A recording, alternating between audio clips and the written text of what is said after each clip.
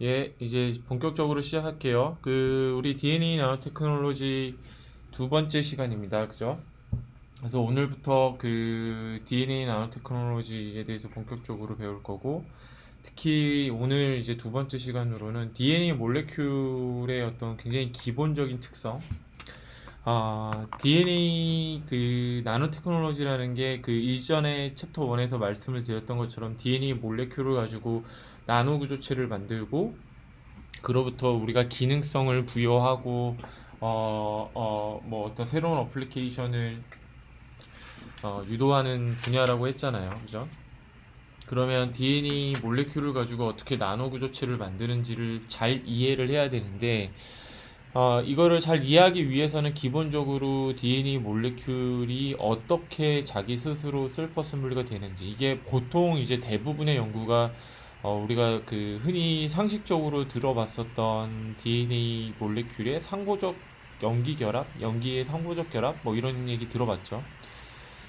상보성, 염기의 상보성, DNA 어떤 정보가 이렇게 심어지게 되고 다른 몰레큘하고 다르게 DNA라는 몰레큘 혹은 고분자는 특이하게도 특정 정보를 함유할 수가 있죠. 특히 시퀀스를 뭐 이런 시퀀스 얘기 많이 들어보시죠. 특히 요즘에 코로나 바이러스 때문에 뭐 코로나 바이러스가 진짜 있는지 없는지를 센싱하기 위해서 염기 서열을 시퀀싱을 했다. 뭐 그런 고분자에 달려있는 염기의 배열 순서에 따라서 우리가 특정 정보를 심을 수가 있고 그 정보에 맞춰서 DNA는 상보적 결합을 할 수가 있습니다. 이거를 이해하는 게 제일 중요한데 그럼에도 불구하고 대부분의 DNA 관련된 책들은 DNA 몰레큘들이 어떻게 상보적 결합을 하는지 거의 안 쓰여져 있어요. 대부분의 텍스트가.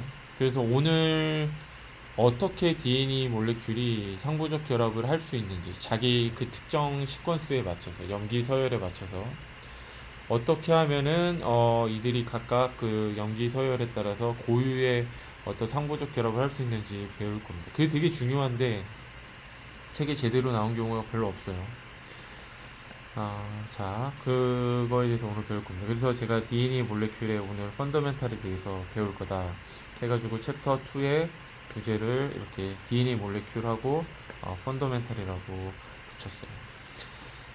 자, 이제 그러면은 DNA랑 친해져야 되겠습니다. DNA가 대체 떤 녀석인지 그리고 왜 얘는 상부적 결합을 프로그래머블하게 할 수 있는지. 흔히 DNA를 하면 여러분들이 많이 떠올리시는 게 왓슨과 크릭이죠. 제임스 왓슨과 프랜시스 크랙. 왓슨과 크릭 많이 들어보시죠. 왓슨과 크릭 하면은 여러분들은 뭐가 떠오르세요? 네, 뭐 떠오르는 거. 왓슨과 크릭. 내가 지금까지 학부 졸업을 하고 대학원에 입학을 해서 왓슨과 크릭이란 용어를 혹은 뭐 명칭을 많이 들어보셨을 텐데 왓슨과 크릭 하면은 어떤 게 떠오르신가요?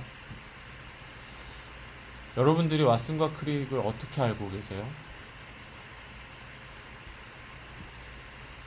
네, DNA의 이중나선 구조, 이중나선 구조 발견이 떠오른다. 네. 이게 정확하게 사실 왓슨과 크릭은 여러분들이 제시한 것처럼 그 이중나선 구조를 정확하게는 밝혀낸 사람들이에요. 그러니까 DNA가 원래 사실 이 잘못 알고 있는 학생들이 종종 있는데 DNA라는 몰레큘을 발견한 게 아니고요. DNA라는 몰레큘의 분자 구조를 밝혀낸 게 왓슨과 크릭이에요, 사실. 요거를 혼동해서 알고 있는 학생들이 있어가지고 제가 약간 히스토리컬한 걸 준비를 했어요. DNA라는 몰레큘이 처음 발견이 된 거는 이 사람에 의한 겁니다. 프리드리 미셔라는 독일의 의사였고, 이분은 리케미아, 그러니까 백혈병을 막 연구하고 공부했던 의사였어요, 당시에. 그래서 이분이 환자들 이제 피가 묻은 거즈에서 이 세포를 분리해내고 세포벽을 녹였더니 핵이 있고 핵의 벽을 또 녹였더니 안에서 이제 핵산이라는 게 있더라. 라는 걸 처음 밝혀를 냈습니다. 그러니까 DNA라는 몰레큘의 존재 자체를 처음 봤던 사람이죠. 어, 이때 이게 1869년에 일어난 일입니다. 1869년, 그러니까 당시가 어떤 그 상황이었냐면, 그 유리를 굉장히 가공을 잘하고 세공을 잘했던 뭐 그 기술자들에 의해서 광학기기들이 조금씩 나오고 있었어요. 현미경 같은. 그 뭐 광학 기술 혹은 광학 과학의 발전에서 빼놓을 수 없는 뭐 프라운호퍼 같은 사람들. 그리고 이제 마이클 패러데이가 이때 등장을 했었죠. 요 좀 전 시대에. 그러면서 어떤 게 가능해졌냐면, 이 우리의 생체 조직을 그 현미경으로 보기 시작한 때였습니다. 그래서 세포라는 거를 관찰을 하기 막 시작했던 그 시점이에요. 그래서 어, 철학적으로도 과학 철학적으로도 당시에 이제 사람 모양하고 다르게 세포가 생긴 거를 보고서 사람들이 되게 놀라하고 되게 이렇게 카오틱하게 느껴지고 충격을 받고 뭐 이런 시대였어요. 그래서 우리 몸이 기본적으로 세포로 구성이 되어 있다. 그러니까 우리 몸의 기본 구성이 세포로까지 내려갈 수 있다를 막 알던 시점이었어요. 그러니까 분자 수준의 뭔가를 어떤 생체 조직과 생체 조직으로부터 파생되는 기능과 연결시키기 어려웠던 시점이긴 한데 그래도 세포는 잘 보던 시점. 그래서 이분이 이제 백혈병을 연구를 하다가 백혈병 환자들의 피색이 조금 이상하고 그러면은 뭔가 다른 물질로 구성이 돼 있을 거다 해가지고 막 근원을 찾아가다가 이제 세포를 이제 보고 세포벽을 녹일 수 있는 화합물들을 찾아내고 씻어내고 세포벽을 무너뜨린 다음에 그 안에 또 핵이라는 걸 발견을 했고 핵을 녹였더니 또 뭔가의 물질이 있더라. 그래서 그게 이제 DNA였던 거예요. 당시에 이제 정확하게 몰레큘러 구조는 몰랐지만, 그래서 이 핵 안에 있다고 그래서 이분이 뉴클리우스라고 부르기 시작했습니다. 이 물질을. 이게 나중에 이제 DNA 몰레큘의 그 명칭의 근원이 되죠. 그리고 이제 한 5년 정도 지나서 이 물질이 그 포스페이트하고 네 가지 정도의 서로 다른 염기로 돼 있다라는 것도 알았습니다. 우리가 뒤에 자세히 보겠지만 DNA는 기본적으로 고분자인데 그 고분자의 백본이 포스페이트로 구성이 돼 있어요, 실제로.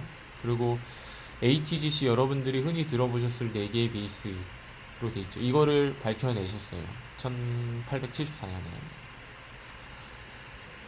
그러다가 엘브레이 코셸이라는 분이 그 네 개의 염기가 아데닌, 구아닌, 시토신, 티민 그리고 우라실로 구성이 돼 있다는 거를 밝혀냅니다. 물론 DNA는 ATGC로만 돼 있고 U는 없죠. U는 RNA에 있어요. 근데 당시에 RNA랑 DNA를 분리를 따로 해내지 못했고 혹은 이 두 개가 다른 거라는 걸 구별하지는 못했던 시절이에요. 그냥.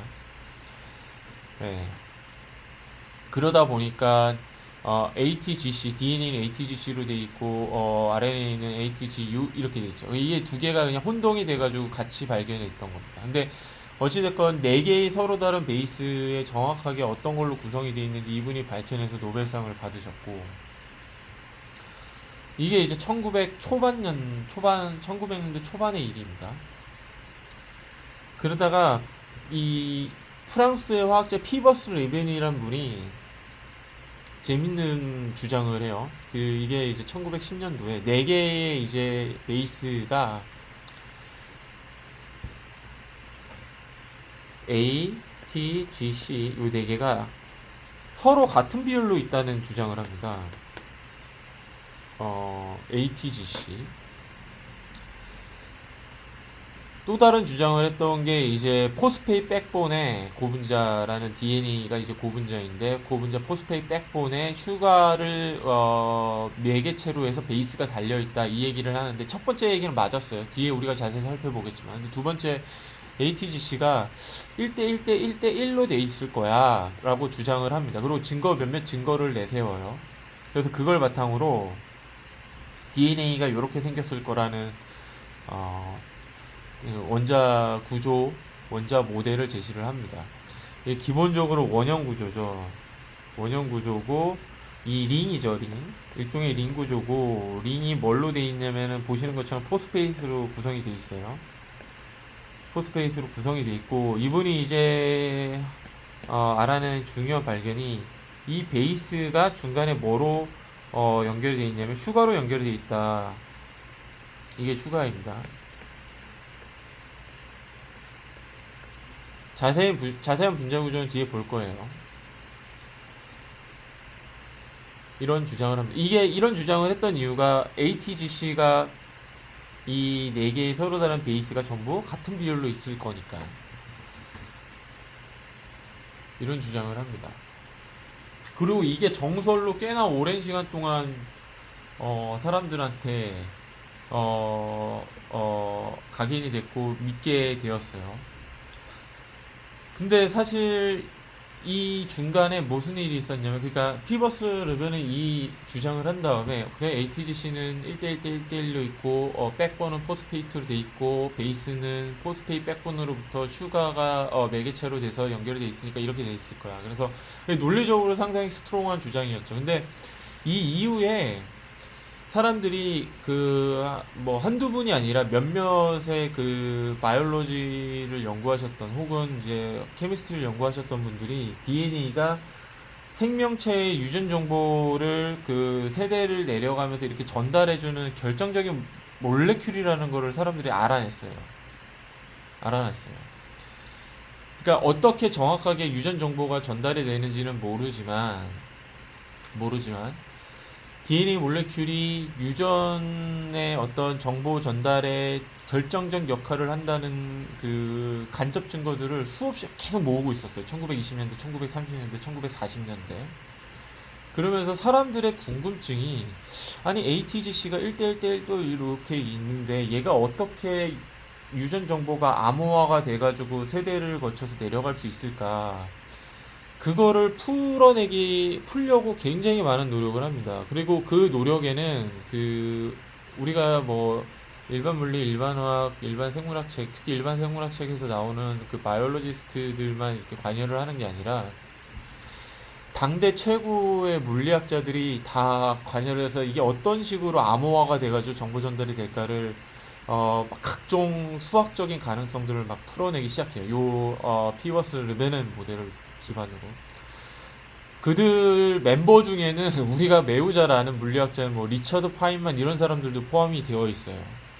그러니까 그리고 당시에 이제 2차 대전, 1차 대전, 2차 대전이 막 거쳐지면서 상대방의 암호를 풀어내고 막 이런 게 되게 중요한 어떤 국가의 전략 중에 하나였거든요. 그러니까 예를 들어서 미국 같은 경우에는 독일의 암호 시스템을 알아냈어야 되고 뭐 이런 그런 사회적 어떤 군사적 어떤 시대상과 맞물려 가지고 도대체 이 ATGC로 구성이 된 DNA 몰레큘이 어떻게 암호화가 돼 가지고 유전 정보가 전달이 될까 되게 노력을 했는데 모두 밝혀내는데 실패합니다. 실패했던 이유는 분자 구조가 잘못 제시가 됐기 때문이었어요. 이때.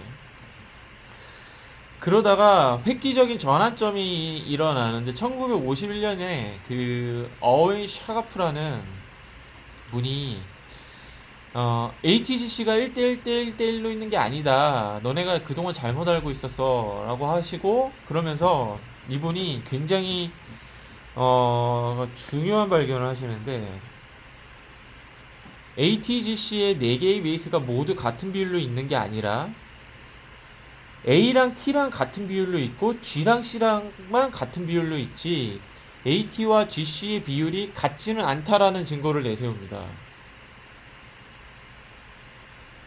이게 사실 되게 중요한 발견이었어요. 요게 이제 이분이 우리 지난 시간에 션 더글라스가 나노바이오 테크놀로지를 소개하는 영상에서 잠깐 나왔던 리게이지 기억나세요? 리가제 일반 물리학 번역본에는 리가제로 나오는데 DNA를 이렇게 특정 시퀀스에서 끊을 수 있는 효소거든요. 그분이 그 효소를 잘 써가지고 DNA 사슬들을 쪼개게 합니다. 체인을 쪼개요. DNA가 막 이렇게 있으면 특정 시퀀스에서 이렇게 쪼개는 효소들이 이때 막 발견되던 시점이었거든요. 그래가지고 얘를 전기용동으로 젤 내에서, 이게 젤 일렉트로포레시스라고 하는데, 어떤 거냐면 젤은 여러분 헤어 젤의 젤이에요. 그러니까 이게 고체도 아닌, 유체도 아닌, 액체도 아닌 뭐 이런 중간 상태. 어떤 거라고 보시면 되냐면 여러분 헤어젤 같은, 혹은 도토리 묵을 이렇게 쓸 때 도토리 가루를 물에 풀어서 이렇게 계속 젓죠. 저으면은 리퀴드에서 점점 고체로 가는데 그 중간 단계가 도토리 묵이잖아요. 그러니까 고분자 체인이 막 이렇게 꼬여 있는데, 젤이, 심플하게 젤을 설명을 드리면 막 고분자 체인이 막 이렇게 엉켜져 있어요. 근데 보통 이렇게 고분자 체인이 꽉 엉켜져 있으면은 고체인데, 이 중간에 액체 분자들이 이렇게 인터페네트레이션이 돼 있어가지고 고체와 액체의 중간 단계. 그러니까 고분자 체인이 약간 덜 덴스하게, 성게하게 있는 부분은 이렇게 포호 형태로 존재를 해요. 그 포호에 이제 유체들의 분자들이 막 이렇게 채워져 있네. 헤어젤도 그렇잖아요. 그래서 이렇게 힘을 주면은 약간 변형은 되지만, 일반 고체랑 다르게 변형은 되지만 어느 정도 산성이 있는, 그죠? 그래서 이런 효소를 이용해서 끊어낸 DNA 체인들을 염색을 한 다음에 이런 젤에 일렉트릭 포텐셜을 가해서 보내는 겁니다. 그러면은 요런 포들 사이로 분자들 체인들이 막 마이그레이션을 하겠죠. 그리고 이 끊어진 체인의 길이에 따라서 더 많이 가는 녀석도 있을 거고 적게 가는 녀석도 있을 거고, 그래가지고 고분자 DNA라는 고분자 체인을 다 잘라낸 다음에 얘네들이 얼마나 이렇게 그 젤 안에서 일렉트릭 포텐셜에 따라서 이렇게 걸어가는지 이동하는지를 보고서, 이분이 AT랑 GC는 같은 비율일 수 없다, 대신에 A랑 T랑은 반드시 같은 비율이어야 된다, G랑 C랑은 같은 비율이어야 된다. 이해되세요? 그러니까 요거랑 요거는 1대1이어야 되고, 요거랑 요거도 반드시 1대1이어야 되는데, 요거랑 요게 같은 비율일 필요는 없다는 거예요. 뭐 3대1일 수도 있고 5대1일 수도 있고 다양한 비율이 있을 수 있어요. 이게 추후에 밝혀지면서 피버스 리븐이 제시했던 분자 모델이 이제 성립을 안 하는 거죠. 그래서 이 구조를 제안했던 이유는 딱 하나예요. 그냥 ATGC의 모든 베이스가 같은 비율로 있기 때문에 이럴 거다라고 한 건데, 아니다라는 게 깨진 거죠. 이게 무려 1951년도. 그렇게 오래된 건 아니죠. 70년 전이니까.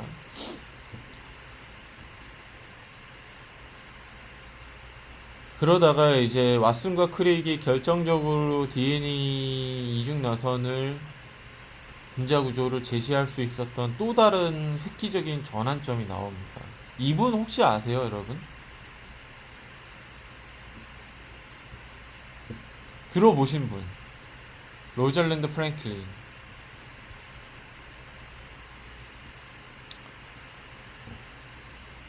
예, 여러분은 어떻게 아세요? 이분을 어떻게 들어보셨어요? 혹시 로잘랜드 프랭클린, 비운의 여성과학자, 이렇게 들어보시는 경우도 있을 거고.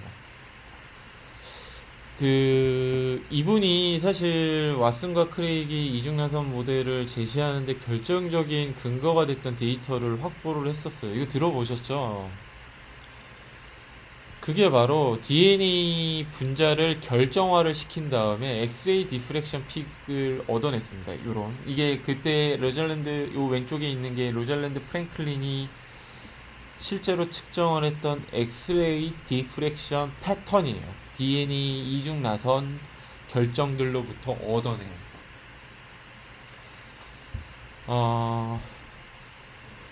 그러려면은 이게 사실 엑스레이 디프렉션 패턴, 요게 DNA 몰레큘이 특히 듀플렉스, 그러니까 싱글 스탠드 DNA, 싱글 스탠드 DNA가 만나서 듀플렉스를 형성할 때 이중 나선을 더블 헬릭스를 형성한다는 결정적인 어떤 증거를 알려주는, 이게 이중 나선일 수밖에 없다는 걸 보여주는 데이터입니다. 이게 엑스레이 디프렉션 패턴.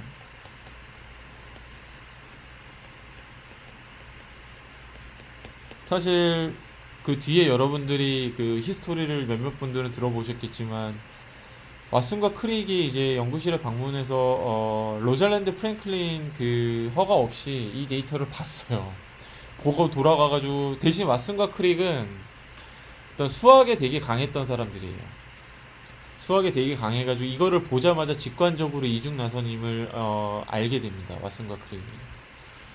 이게 당시에 이제 윌킨스라고 로잘랜드 프랭클린이랑 같이 연구했던 분이 계시는데, 왓슨과 크릭이 이제 그 윌킨스랑 로잘랜드 프랭클린 연구실에 놀러 왔고, 그때 당시 로잘랜드 프랭클린은 없었어요. 근데 윌킨슨이 로잘랜드 프랭클린이 찍은 이 엑스레이 디프렉션 데이터를 왓슨하고 크릭한테 보여줍니다.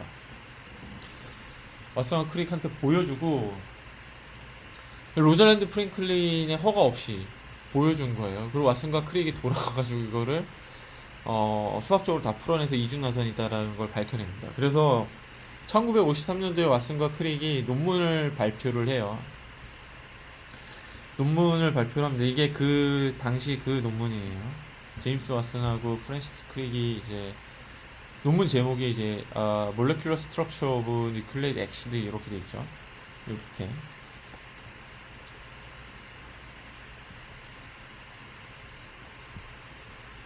여기 보면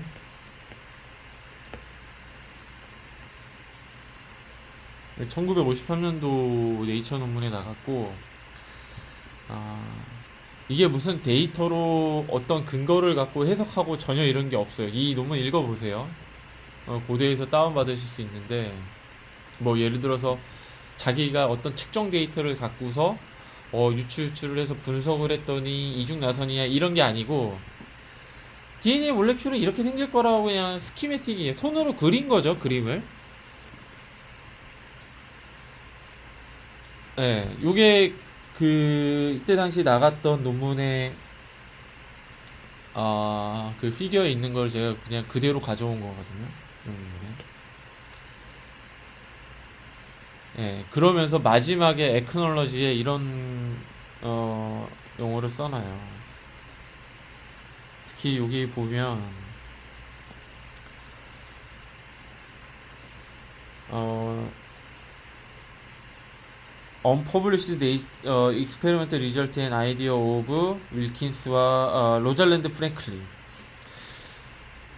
어떤 발표되지 않은 실험 결과에서 우리가 인스파이어 됐다, 뭐 스티뮬레이트 됐다 이런 얘기를 쓰죠. 그 unpublished 됐던 데이터가 요 데이터입니다. 엑스레이 디프렉션.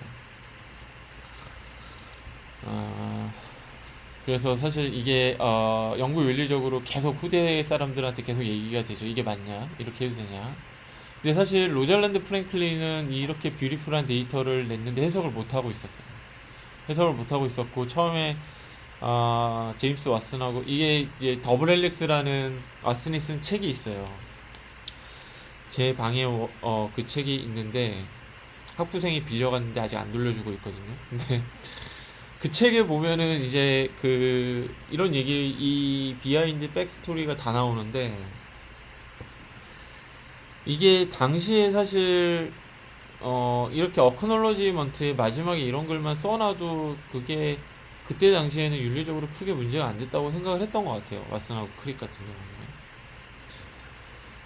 그리고 사실 로잘랜드 프랭클린이 제임스 왓슨이 요 53년도에 네이처 논문을 낸 다음에 이 글의 뒷부분에 그 프랜시스 프랭클린, 로잘랜드 프랭클린의 엑스레이 디프렉션 데이터를 기반한 논문이 또 나가기는 해요. 근데 왓슨과 크릭의 이 이중나선 모델을 보고도, 그리고 자기가 갖고 있는 엑스레이 디프렉션 데이터를 보고도 이게 이중나선에 맞다는 확신을 못 하였어요. 로잘랜드 프랭클린은 사실. 그러니까 이제 본인이 굉장히 뷰티풀한 데이터를 갖고 있음에도 그거를 해석을 못했던 안타까운 사연이 있고, 제가 이제 방금 소개해드렸던 그 논문이 요 논문이에요. 그러니까 로잘랜드 프랭클린이 고슬링하고 이제 디프렉션 데이터를 이렇게 얻었다. 그러니까 DNA 몰레큘을 결정화를 시킨 다음에 크리스탈라이제이션을 시킨 다음에 엑스레이 디프렉션을 찍으면은 엑스레이 스캐터링 데이터를 찍으면 이렇게 특정해서 디프렉션 되는 픽이 보인다 라고 하고, 윌킨슨도 따로 이제 논문을 냅니다. 이게 다 같은 호에 실렸어요. 보면은 지금 볼륨이 같죠. 그죠?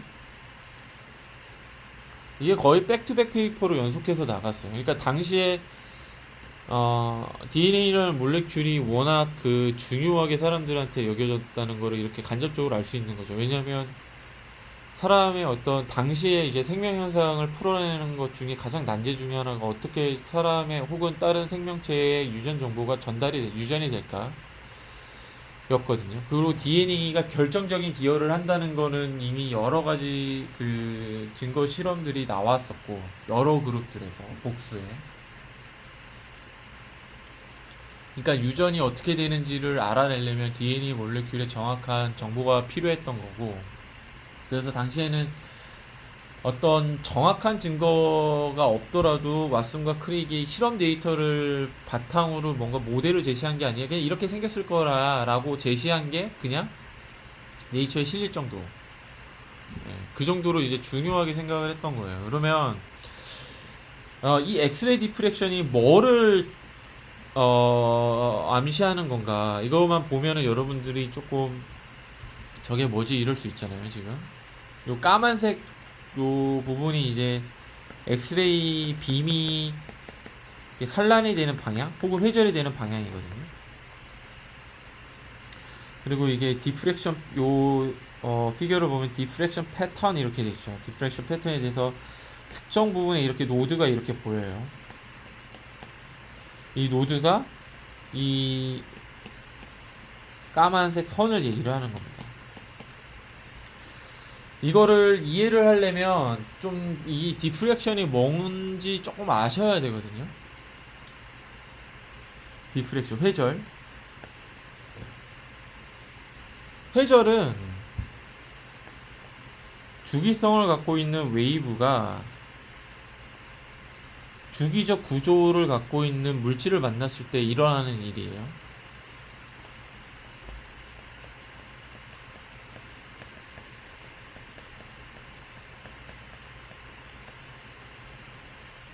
이 회절 여러분들이 일반 물리 때 이미 배우셨을 건데 그냥 간단하게 여기서 리마인드를 제가 해드리고 넘어가는 게 여러분들이 이해 편하실 것 같아서, 어떤 물질이 이렇게 주기적으로 배열이 되어 있다고 칩시다.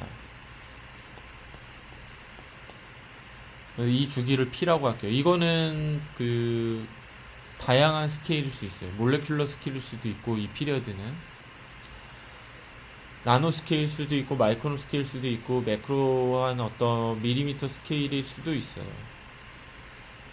그랬을 때 이렇게 파동이 오면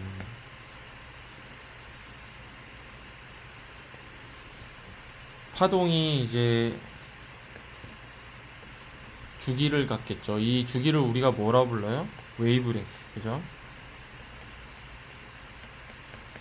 그 웨이브랭스에 따라서 그 파동을 분류를 하죠. 그래서 웨이브랭스가 예를 들어서 뭐 200나노에서 한 400나노 사이다 그러면 빛 UV 라이트라고 하고, 이 웨이브랭스가 400에서 한 750 정도이면 비저블 가시광선이라고 하고, 그 이상이면은 인프라레어드, 테라헤르츠, 그리고 밀리미터 파인 마이크로웨이브보다 더 긴 파를 라디오 프리퀀시 뭐 이렇게 부르죠.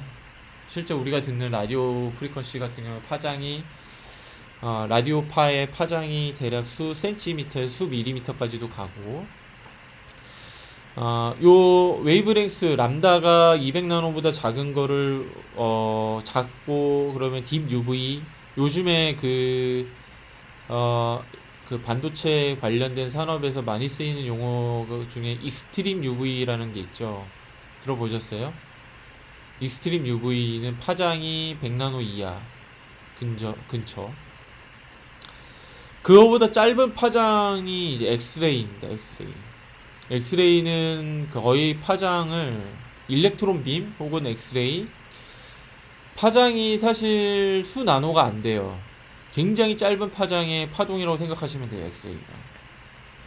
근데 이게 파장이 그 파동의 파장이 왜 중요하냐면 파동의 파장에 따라서 상호작용할 수 있는 그 피리어딕 구조의 피리어드가 결정이 돼요. 그러니까 예를 들어서 가시광선 그러니까 수백 나노의 파장을 갖고 있는 가시광선 파동은 가시광선 빛은 이 주기적 구조의 피리어드가 한 비슷한 스케일일 때 상호작용을 하면서 특정 회절 현상이 일어납니다.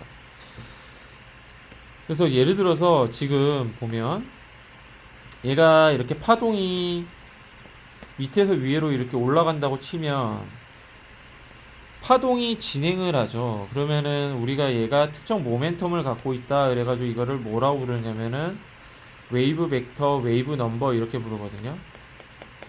그러니까 파동이 가니까 모멘텀을 갖고 있죠. 이게 웨이브 벡터로 표현이 돼요. 그리고 주기적 구조를 갖고 있는 녀석도 일종의 파라고 볼 수 있어요. 이런 식으로.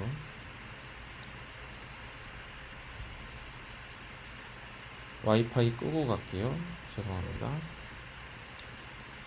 근데 지금 보면은 예를 들어서 이런 격자 구조 이거를 뭐 그레이팅이라고 부르기도 하고 레티스라고 부르기도 하고 이거는 학문 분류에 따라서 지금 부르는 명칭이 몇 가지가 있는데 파동은 잘 안 보이잖아요. 그냥 훅 가는 반면에 구조는 우리 눈에 이렇게 보이잖아요. 주기적 구조가 내 앞에 이렇게 있으면 이거를 어떻게 보면 되냐면 얘를 그냥 물질파라고 보시면 돼요. 그러니까 우리가 지금 고려하는 그게 엑스레이든 비저블이든 이 파동이 가는 속도가 대단히 빠르고 물질파는 상당히 느린 거예요. 상당히 느린. 그래서 이게 마치 어떤 거냐면 요렇게 가는 파동하고 이렇게 가는 파동이 웨이브랭스가 같고 물질의 웨이브랭스니까 물질 피리어딕 구조를 갖는 물질의 웨이브랭스니까 람다 m으로 표현을 할게요. 얘가 같은 파동이 왼쪽에서 오른쪽으로 하고 오른쪽에서 왼쪽으로 가면은 그러면서 동시에 위상이 딱 같다면 이렇게 스탠딩 웨이브가 형성이 되겠죠. 멈춰져 있는 파 같은. 그죠? 그래서 얘도 왼쪽에서 오른쪽으로 가는 어떤 모멘텀을 갖고 있어요. 이거를 G라고 할게요. 왼쪽에서 오른쪽을 G 플러스라고 하고 오른쪽에서 왼쪽을 G 마이너스라는 모멘텀을 갖고 있어요. 그래서 파동이 움직일 때 얘의 모멘텀을 바꿔주는 거는 또 다른 파동으로서 가능해집니다. 다시 얘기하면 물질이 주기적으로 이렇게 탕탕탕 배열되어 있기 때문에 얘가 마치 물질의 어떤 파동과 같은, 예를 들어서 바닷가에 가서 해변에서 파도가 이렇게 몰려오는 듯한 그런 파라고 생각하시면 돼요. 그 파가 이렇게 있는 거예요. 그러면 이 특정 파장을 갖고 있는 파동이 왼쪽에서 위로 올라갈 때 이렇게 갈 때 모멘텀을 탕 이렇게 받으니까 빛이 이렇게 꺾이겠죠. 이거는 K 플러스 뭐 G 플러스, 여기는 모멘텀이 K 플러스 G 마이너스가 되겠죠. 그래서 빛의 경로가 이렇게 바뀌어요.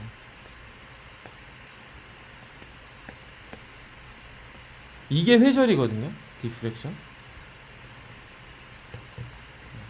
그러니까 주기성을 갖고 있는 파동이 위아래 이렇게 출렁거리는 게 주기성을 갖고 있잖아요. 이 주기성이 주기적 구조를 갖고 있는 물질파를 만나서 꺾이는 게 회절이라고 생각하시면 돼요. 심플하게. 물론 여기에 이제 물리적으로 깊게 들어가면 더 많은 얘기를 해야 되는데 오늘은 물리학 강의 시간이 아니니까. 그러니까 이런 회절을 유도하려면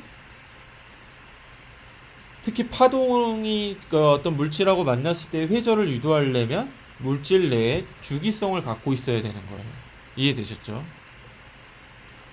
그리고 이 회절이 잘 일어나려면 얘와 얘의 모멘텀이 어느 정도 같은 수준이어야 돼요. 그러다 보니까 이 파장에 입사되는 파동의 파장에 어느 정도 비슷한 스케일을 갖고 있는 주기를 갖고 있는 물질을 만났을 때 회절이 잘 일어나는 거예요. 그러니까 람다 m과 입사되는 빛의 파동의 어떤 스케일이 어느 정도 비슷해야 되는 거예요. 예를 들어서 가시광선 빛을 조사를 해주는데 주기 물질의 주기가 예를 들어서 뭐 20나노, 30나노다. 그러면은 가시광선 대역의 파장보다 훨씬 더 작은 주기를 갖고 있잖아요. 이 경우에는 회절이 안 일어납니다. 이해되셨어요? 그러면 예를 들어서 엑스레이라는 파장이 수 나노도 안 되는 파동을 갖고 있는 엑스레이를 쫙 보내주고 엑스레이가 이렇게 회절이 되게 하려면 구조의 주기성이 그 수 나노도 안 되는 굉장히 작은 스케일, 사실상 몰레큘러 스케일이어야 된다는 거죠. 우리가 살펴볼 DNA 같은. 그러면 자, 당시에 로잘랜드 프랭클린이 DNA 몰레큘을 결정화하는 데 성공했어요. 크리스탈라이제이션. 이렇게 상상을 해봅시다. DNA 이중 나선을 막대기 혹은 실린더 하나로 이렇게 근사를 만약에 하고 할 수 있다면 할 수 있죠. 그냥 우리가 그냥 마음대로 하면 되죠. 이렇게 얘네들을 그냥 쭉 배열하는 게 크리스탈라이제이션이에요. 크리스탈라이제이션. 그러면 여러분들이 주기성을 좀 발견하실 수 있을 거예요. 우리가 뒤에 살펴보겠지만 DNA 몰레큘은 메이저 그루브가 있고 마이너 그루브가 있어요. 이중나선. 여기는 조금 살짝 페이죠.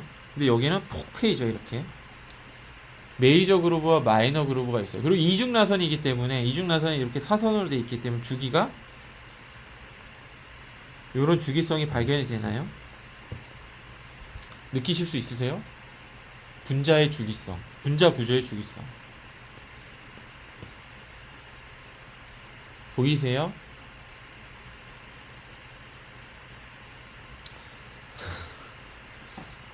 대답하기 어색하시죠? 요 방향, 그러면은 요 방향도 있어요. 보면 요 방향, 그죠?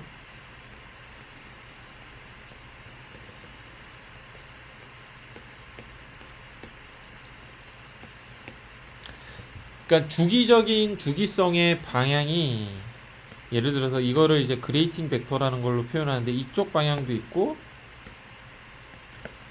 이쪽 방향도 있죠. 그리고 지금 파란색 화살표와 녹색 화살표로 표기한 거의 주기성이 하나의 스케일이 아니에요. 람다가 하나가 아니에요. 보면은 여기 제가 조금 진한 색으로 표기해 볼게요. 얘 스케일이 있죠. 또 얘의 요 스케일도 있어요. 멀티 스케일 주기성. 그러니까 물질파의 파장이 하나가 아니라 두 개 이상입니다. 그래서 지금 보면은 주기성의 어떤 방향이 크게 두 가지인데 이 경우에는 빛이 땅 오면은 이쪽으로도 회절이 되고 이쪽으로도 회절이 되는 거예요. 사선으로. 요 전 페이지에 보면은 주기성이 이렇게 이 방향으로 돼 있잖아요. 그죠? 주기성이 제가 지금 표시한 주황색, 다른 색으로 표기할까요? 색깔이 겹치니까. 격자의 주기성이 요 방향으로 돼 있어요. 그리고 물질파가 이쪽으로 갖는 모멘텀을 갖는 물질파가 두 개가 딱 이렇게 있기 때문에 있어야 되는 게 이쪽으로 꺾이는 거죠. 벡터합으로 k 플러스 g 마이너스 k 플러스 g 플러스, 그죠? 그래서 여기 이렇게 찍히잖아요. 마찬가지로 얘도 물질파가 이쪽 방향이 있어서 빛이 딱 입사가 되면은 이쪽으로 꺾이고 이쪽으로 꺾이고. 그래서 그래서 이런 사선으로 보이는 회절 패턴이 관찰이 됐던 거예요. 이해되시죠? 그냥 왓슨과 크랙이 정말 똑똑했던 게 이거를 딱 보고서 직관적으로 이중나선을 예측을 합니다.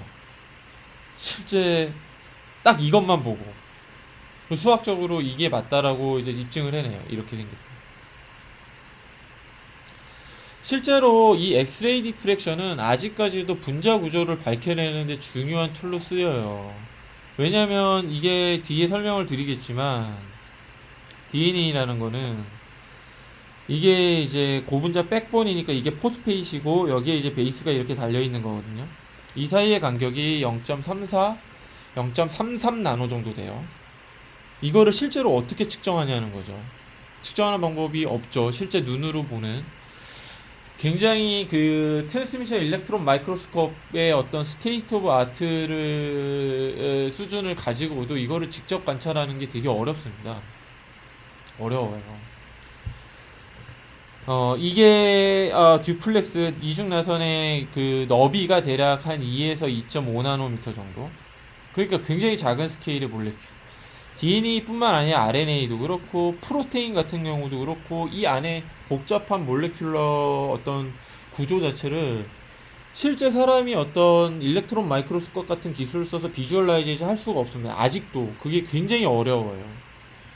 그러면은 얘네들 분자를 결정화를 시켜서 지금 여기 보시는 것처럼 레귤러하게 배열을 하고 이 분자의 주기성을 이렇게 확보를 하면은 분자 주기의 그 스케일에 맞는 파장을 갖고 있는 파동인 엑스레이를 조사를 해서 스캐터링이 되는 그 회절 패턴을 보고서 몰레큘러 스트럭처를 밝혀냅니다.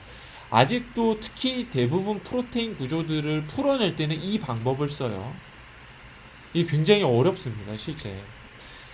가장 어려운 게 사실 엑스레이를 쏴줘가지고 회절되는 패턴을 통해서 구조를 밝혀내는 게 어려운 게 아니고 그 다양한 종류의 그 프로테인 분자들 그 타겟하는 몰레큘들을 이렇게 레귤러하게 배열하는 게 굉장히 어려워요, 사실. 그래서 프로테인 구조를 밝혀내는 어떤 바이오피직스를 연구하시는 분들은 학위 기간이 상당히 깁니다. 포닥 기간도 한 5년, 6년 하세요. 5년 동안 그 프로테인 구조를 결정화할 수 있는 조건을 찾아내는 겁니다. 그래서 결정화를 시키면은 엑스레이 쪼면은 회절 패턴이 쫙 보이죠. 그러면은 회절 패턴은 사실 수학적으로 풀어내는 거예요. 어떤 분자 구조일 거다. 그게 어려운 게 아니라 결정화 시키는 게 대단히 어렵습니다. 이게 이 말씀을 왜 드리냐면 사실 네드 시먼이 우리 그 지난 시간에 네더리안 시먼이랑 NYU에 계시는 네드 시먼 교수님이 스트럭처럴 DNA 나노 테크놀로지 창시자라고 하셨잖아요. 사실 그분은 이런 엑스레이 조사를 해서 단백질의 분자 구조를 밝혀내시는 엑스레이 크리스탈로그래퍼였어요, 사실. 근데 프로테인 구조 하나를 결정화시키는 데서 너무 많은 시간과 노력이 들고 이러니까 프로테인 하나하나를 레귤러하게 배열할 수 있는 어떤 분자의 틀을 우리가 가질 수 있으면 이 연구가 프로테인 어떤 혹은 다른 바이오 몰레큘의 분자 구조를 밝혀내는데 획기적인 방법이 될 수 있을 거라고 기대를 해서 제안을 했던 게 DNA 테크놀로지였어요, 사실. 그거는 추후에 다시 제가 설명을 드릴게요. 그래서 이게 대단히 중요한 역할을 합니다, 이 데이터가. 그래서 제가 지금 말씀을 드리고 싶었던 거는 어떤 학문 분야든 히어로가 갑자기 나타나서 모든 걸 다 밝혀내고 이런 경우가 없어요. 다 파운데이션이 있습니다. 앞선 세대에서 밝혀내고 쌓아놨던 지식을 바탕으로 해서 그 쌓여진 지식들에서 자기 나름의 직관을 갖고서 이렇게 딱 해결책을 제시하는 히어로가 나타나는 거지. 아무것도 없는 상태에서 딱 무에서 유를 딱 창조하는 경우는 이 자연과학 공학에선 거의 없어요, 사실. 그래서 여러분들이 왓슨과 크릭만 기억을 하잖아요, 대부분 사람들이 DNA 몰레큘 관련해서. 그게 아니다. 앞선에 이제 수많은 무명 용사들이 다 있어요. 무명 용사들이 다 이게 쌓아놓은 거를 바탕으로 해서 영웅이 딱 나타납니다. 대부분 분야가 그래요. 그래서 여러분들이 그 앞선 세대에서의 이름들도 좀 기억을 해주셨으면 하는 바람이 있어서 이렇게 긴 스토리를 얘기를 했고, 사실 요게 또 이 DNA 분자가 갖고 있는 고유의 특성을 이해하는데 필수적인 어떤 부분이 또 있기도 합니다. 또 있기도 해서 오늘 이 히스토리컬한 백그라운드를 좀 길게 설명을 했어요. 이 수업 노트 챕터 2의 아직 핵심은 하지도 않았어요. 시작을 하지도 않았는데 벌써 47분이네요. 1시 47분. 삼고적 결합을 왜 하는지 아직 하지도 않았어요. 분자 구조가 어떤지도 지금 제대로 하지도 않았어요. 아직. 그렇습니다. 그래서 여러분들 무명용사들 다 기억을 해주시고, 저도 이제 무명용사, 저도 그 중에 하나인데, 여러분들은 더 열심히 하시고 더 좋은 직관, 어떤 여러분만의 어떤 상상력을 가지고 공상을 하라는 게 아니라 자연과학적, 공학적인 어떤 여러분만의 직관을 갖고서 이 쌓여져 있는 배경 지식들을 둘을 살피셔가지고 여러분들 나름의 어떤 리서치 철학도 잘 세우시고 큰 기여를 하실 수 있기를 바래요. 47분이고 뒤에 DNA 몰레큘의 어떤 화학적 구조, 그리고 얘가 어떻게 연기에 맞춰서 특정 시퀀스에 맞춰서 상부적 결합을 할 수 있는지의 연력학적 지식을 설명을 해야 되는데 이게 시간이 조금 필요하니까 중간에 끊고 하기 좀 그렇고요.